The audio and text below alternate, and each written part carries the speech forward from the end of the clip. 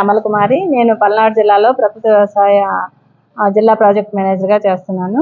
ప్రస్తుతము మనకి ప్రకృతి వ్యవసాయంలో రైతులందరూ కూడా పొలాలు ఖాళీగా ఉంచకుండా ఆ పొలాల్లో PMDS కిట్స్ అంటే ప్రీ మాన్సూన్ డ్రై సోయింగ్ అంటే ఋతుపవనాలు రావడానికి ముందుగా పొలాలు ఖాళీగా ఉంచకుండా ప్రధాన పొలం వేయడానికన్నా ముందు పొలాల్లో మనం 30 రకాల విత్తనాలని కలిపి దాన్ని పొలాల్లో వేసుకోవాల్సిన అవసరం ఉంది.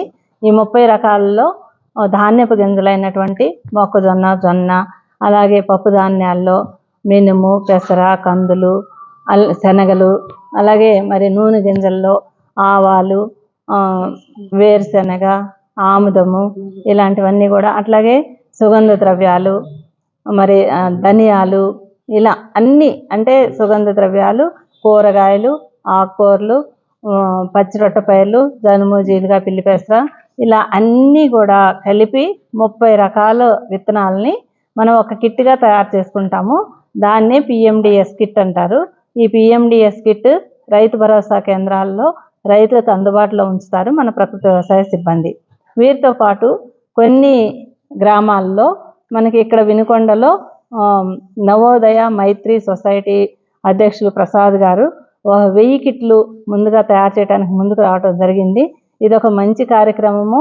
ఇది పొలాల్లో వేసుకోవటం వల్ల రైతులు అందరూ కూడా రసాయనిక ఎరువులు జోలికి పోకుండా భూసారం పెరుగుతుంది, భూమిలో సూక్ష్మజీవులు అభివృద్ధి చెందుతాయి, తద్వారా కార్బన్ శాతం అనేది పెరుగుతుంది, మరి తేమ శాతం అంటే నీటిని నిల్వ ఉంచుకునే సామర్థ్యం కూడా పెరుగుతుంది, మొక్కలకు పోషకాలన్నీ కూడా అందుతాయి, రోగ నిరోధక శక్తి కూడా పెరుగుతుంది. కాబట్టి ఇలా PMDS కిట్లో చాలా మంచి లక్షణాలు ఉన్నాయి. కాబట్టి రైతులందరూ కూడా సమయం పోనివ్వకుండా సద్వినియోగం చేసుకుంటూ పొలాలు అన్నీ సిద్ధం చేసుకొని వెంటనే PMDS కిట్లు వేసుకోవాలండి పొలాల్లో. అలా వేసుకోవటం వల్ల జీవ వైవిధ్యం అనేది జరుగుతుంది. తర్వాత ప్రధాన పంటకి మనకి వేసుకోవడానికి ముందు 45 రోజుల ముందు అంటే ఈ విత్తనాల నుంచి కూడా మనం కొంత దిగుబడి తీసుకోవచ్చు. మరీ ముఖ్యంగా ఆకుకూరలు 20 రోజుల నుంచి వస్తాయి మనకి. తోటకూర, పాలకూర, చుక్కకూర, గోంగూర ఇలాంటివన్నీ కూడా ఇందులో పెట్టుకుంటున్నాం.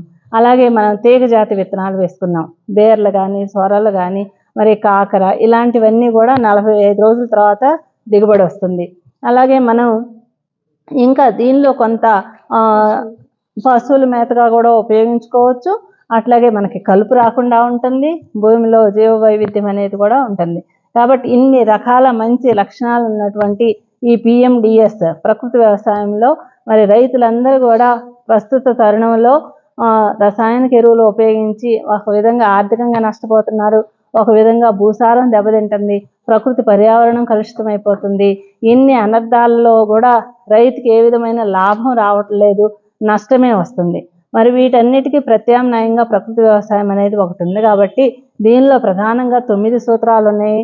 ఆ 9 సూత్రాల్లో ప్రధానమైనది 365 రోజులు భూమిని కప్పి ఉంచడం. మరి ఈ సమ్మర్లో, వేసవిలో భూమిని కప్పి ఉంచాలి అని అంటే PMDS విత్తనాలతోటి మనం వేసుకోవాలి.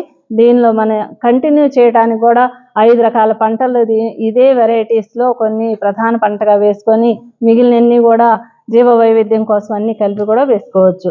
ఈ రకంగా రైతులందరూ, ప్రతి రైతు కూడా ఈ సంవత్సరం PMDS విత్తనాలు వేసుకోండి, రసాయనాల జోలికి పోవద్దు.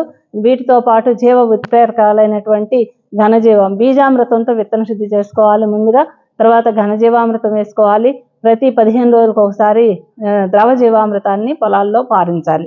అవసరమైనప్పుడు మనకి నెక్స్ట్ ప్రధాన పంటలు వేసుకున్నాక ఎగ్ అమైనో యాసిడ్ అని, ఫిష్ అమైనో యాసిడ్ అని, ఇట్లా పంచగవ్య, దశపర్ణి కషాయాలు ఇవన్నీ కూడా మనకి బలాన్ని ఇచ్చేవి. అలాగే పురుగుల కోసం నీమాస్త్రం అని, బ్రహ్మాస్త్రము, అగ్నాస్త్రము, ఇలా అవన్నీ కషాయాలు ఉపయోగించుకుంటూ అట్లాగే పలు పంటల విధానం అనేది పాటించాలి. ఏ పంటలో కూడా, అది మిర్చి కానీ, వరి కానీ, మరి ప్రత్తి కానీ, ఏ పంట అయినా సరే ప్రతి పంటలో కూడా ఒకే ఒక పంట ఏ పంటలో మనం వేయమండి. ప్రకృతి వ్యవసాయం అంటే పలు పంటల విధానము. దీనిలో సరిహద్దు పంటలు వేసుకుంటారు, జొన్న, సజ్జలు, మొక్కజొన్నలు అనేవి. అట్లాగే మనకి అంతర పంటలు వేసుకుంటారు. ప్రతిలో అయితే ప్రతి 6 సార్లకు ఒక సాలు కంది వేసుకుంటారు. అట్లాగే మనకి మిరపలో అయితే మనకి దుంప జాతి ఏమంటారు, ముల్లంగి, క్యారెట్, బీట్రూట్, దుంప జాతితో పాటు బంతి వేసుకుంటారు, కొత్తిమీర వేసుకుంటారు. ఇలా ఇవన్నీ వేసుకోవటం వల్ల ఏంటంటే ప్రకృతిలో ఉన్నటువంటి సహజ సిద్ధమైన మిత్ర పురుగులన్నీ కూడా ఆకర్షించబడి మనకి పంటకు హాని చేసే శత్రు పురుగులు ఎక్కువగా ఆశించకుండా ఆటోమేటిక్గా మనకి కంట్రోల్ అనేది ఉంటుంది. పురుగుల ఆ సమతుల్యత అనేది ఉంటుంది. పురుగులు ఎక్కువగా నష్టం చేయవు పంటలకి.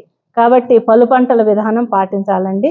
ఇప్పుడు ప్రస్తుతం ప్రకృతి వ్యవసాయ సిబ్బంది ఏ గ్రామాల్లో ఉన్నారో ఆ గ్రామాల్లో కాంపాక్ట్ బ్లాక్స్లో, అంటే ఎక్కడైతే ప్రకృతి వ్యవసాయ రైతులు ఉన్నారో వాళ్ళందరూ కూడా ఒక 10 ఎకరాలు తీసుకొని ఆ 10 ఎకరాల విస్తీర్ణంలో ఈ విధానంలో PMDS వేసుకోవటం, ఏ గ్రేడ్ మోడల్స్ వేసుకోవటం, ATM మోడల్స్ వేసుకోవటం, ఎనీ టైం మనీ, అంటే రైతుకు నిరంతరం ఆదాయాన్ని ఇచ్చేటటువంటి ఏ గ్రేడ్ మోడల్స్, లేదా మనకి DRPM మోడల్స్ అని కూడా ఉన్నాయి, అంటే డ్రౌట్ ప్రూఫ్ మోడల్స్.